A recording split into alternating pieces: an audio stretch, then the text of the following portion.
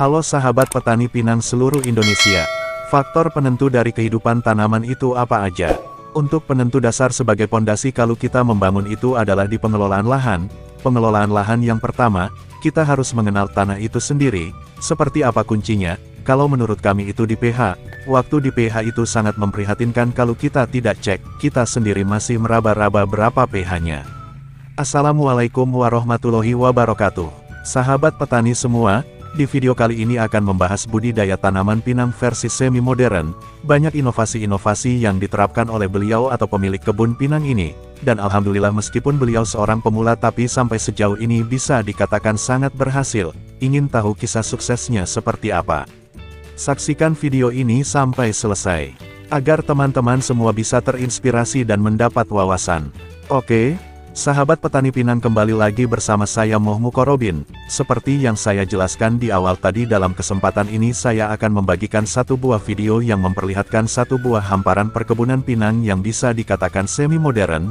Kenapa saya bilang semi-modern? Karena dalam bertani saya melihat banyak sekali inisiatif modern, seperti halnya, pembibitan yang baik, diambil dari pokok atau indukan produktif atau pilihan, pengaturan jarak tanam yang ideal, pembuatan irigasi, perawatan, dan yang terakhir tidak kalah menarik yaitu inovasi tumpang sari. Kenapa di sini saya katakan menarik? Karena dengan cara inovasi tumpang sari tersebut, petani bisa meraup keuntungan lebih cepat sebelum tanaman pokok dari pertanian tersebut bisa produktif.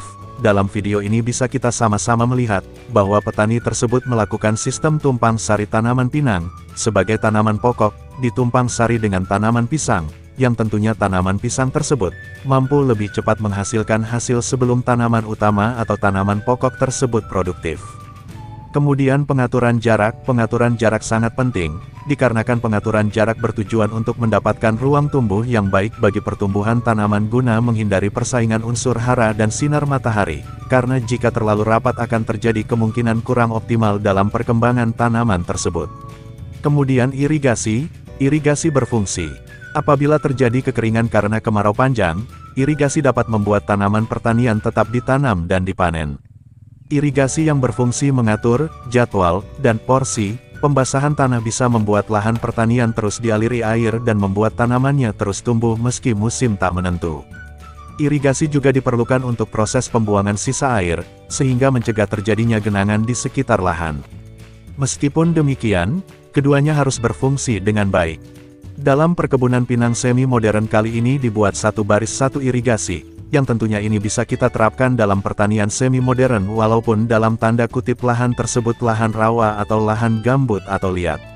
Di samping membantu peresapan air, irigasi juga bisa mempercepat perbaikan pH tanah. Irigasi yang dibuat dalam perkebunan ini juga sangat membantu penyusutan curah air, baik dari curah hujan ataupun kondisi pasang surut.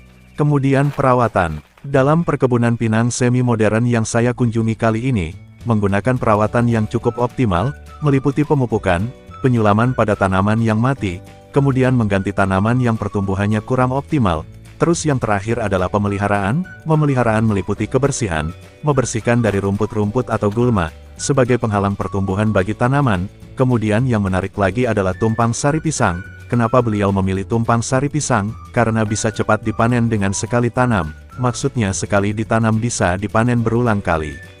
Oke teman-teman sahabat petani pinang senusantara, demikian yang dapat saya bagikan dalam video kali ini. Sekiranya ada yang salah dalam penyampaian mohon dimaafkan. Tentunya kritik dan saran yang membangun dari teman-teman semua sangat saya butuhkan. Terima kasih. Sampai jumpa di video saya selanjutnya. Assalamualaikum warahmatullahi wabarakatuh.